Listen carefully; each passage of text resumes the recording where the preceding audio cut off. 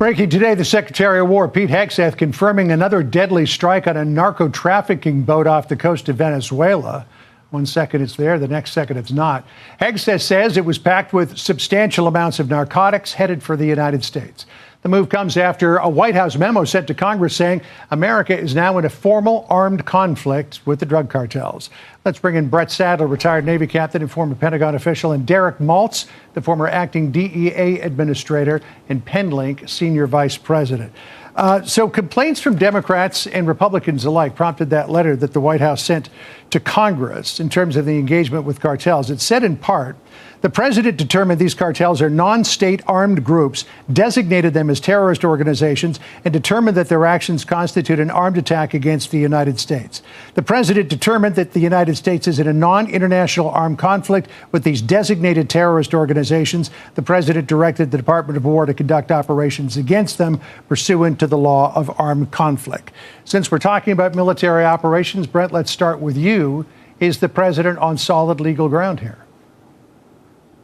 He does have a legal case, and I think it can be made that he's acting effectively as a commander-in-chief against imminent danger, that we know drugs that are killing tens of thousands of American citizens. So I think that is the case, at least that's been heard being made.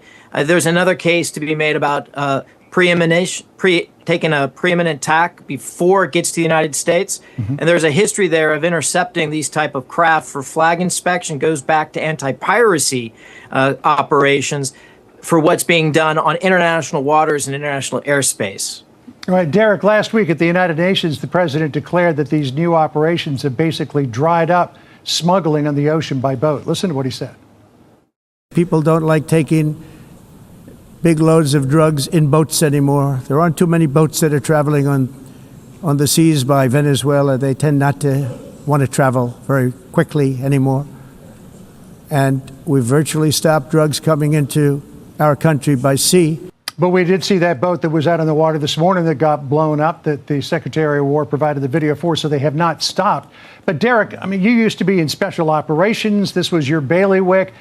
This has got to be a huge psychological blow to the cartels. They used to think the worst that would happen to them was they'd be interdicted and arrested. Now they're going to be blown to kingdom come.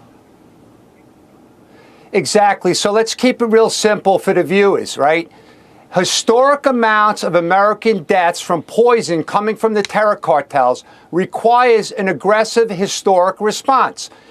As a citizen, I have never seen drug boats being hit with kinetic strikes. I am very proud to be an American today to see that this president and the administration is standing up for families and communities all over the country.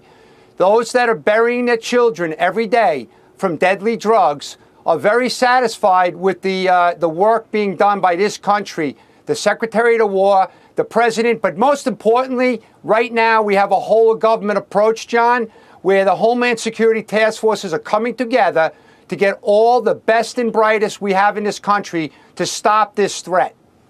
The FBI director, Kash Patel, was before the Senate Judiciary Committee not long ago. Here's what he said about taking down the drug cartels with his foreign terrorist designation. Listen here.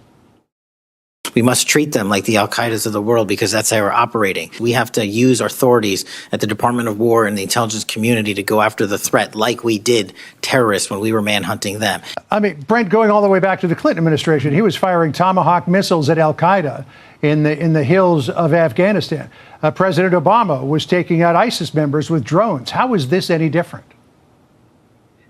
Well, there's quite a substantial difference operationally. So far, these operations, and I think rightfully, are staying in international waters and international airspace. It's the right place. It's the weakest point for these cartels to move their poison to their markets. We need to do more if we're going to actually put them out of business and not allow them to resurrect their business model of pushing these poisons and kill Americans. Yeah. It's going to require a broadening of the mission set to the Pacific side, as well as what we're doing against the coastline there of South America and off Venezuela.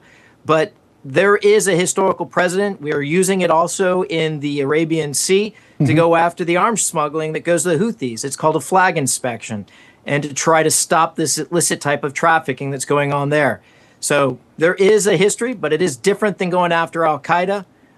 Those terrorists actually attacked us in a very kinetic way.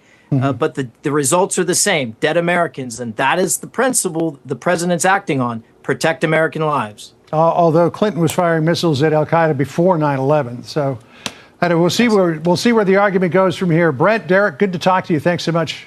Have a great weekend. Thank you so much. Thank you.